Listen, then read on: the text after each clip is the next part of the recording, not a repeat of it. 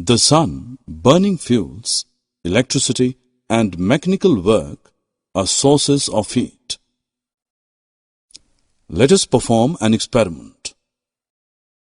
We keep tin or aluminium sheet out under sun and touch after some time.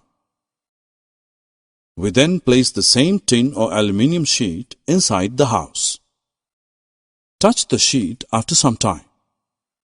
In the first case, we feel hot, and in the second case, we feel cold.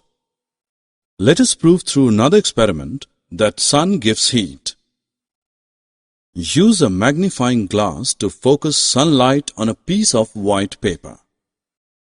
At the position where the sunlight is focused, the paper becomes hot, starts to turn brown, and soon bursts into flame. Thus, the heat from the sun makes the paper burn.